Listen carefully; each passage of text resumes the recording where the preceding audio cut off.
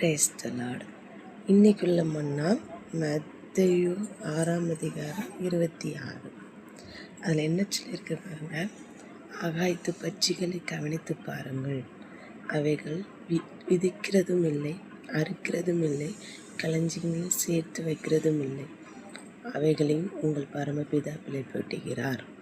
அவர்களை பார்க்கல நீங்கள் விசேஷித்தவர்கள் அல்லவா. வசனத்தை பாருங்கள். பறவைக்கூட ஆண்டவர் நம்மளை அந்த உணவு எப்படி கொடுக்கணும், அதுக்கு தண்ணி எப்படி கொடுக்கணும், அதுக்கு இருப்பிட எப்படி கொடுக்கணும்னுட்டு அவருடைய என்ன சொல்லியிருக்காங்க, களஞ்சியில் சேர்த்து வைக்கல. ஆனால் அவங்களுக்கு சாப்பாடு எப்படி கிடைக்கணும் கூட ஆண்டவர் என்ன செஞ்சுருக்கிறார், இன்னே போட்டிருக்கிறார். அதை காட்டிலும் நம்மளை எவ்வளோ விசேஷமாக படைத்தாங்க. நம்மளை உடனே படைக்கலை. கடவுளை 6ஆவது நாளில் எல்லாத்தையும் படைத்துட்டு அதை அனுபவிக்கிறதுக்காக நம்மளை படைத்திருக்கிறார்.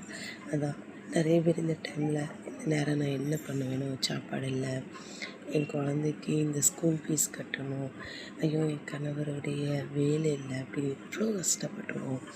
வாடகை கொடுக்க பைசா இல்லை, நிறைய இருக்குது. ஆண்டவர் சொல்லிக்கிறார், நான் ஆகாயத்து பறவைகளை எப்படி போஷிப்பேனோ அதை காட்டிலும் உன்னை நான் ரொம்ப போஷிப்பேன், உன்னை வழி நடத்துவேன். அதாங்க நம்மளுடைய பிரச்சனைகளை எங்கேயும் போய் சொல்லக்கூடாது. ஆண்டவருடைய பாதத்தில் நின்று, அப்பா இது தேவைன்னு கேளுங்க. உங்களுடைய வாழ்க்கையில் இருக்கிற எல்லா பிரச்சனைக்கும் வழிவாசலை திறந்து விடுவார்.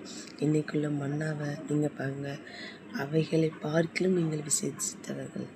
அந்த பறவைகளை காட்டிலும் நம்ம ரொம்ப விசேஷமானவங்க. அதனால் நீங்கள் இன்றைக்கி உங்கள் தேவைகளுக்காக ஆண்டவருடைய பாதத்தில் இருங்க. அவருடைய பிரசன்னத்தை உணர்ந்து அந்த தேவைகள்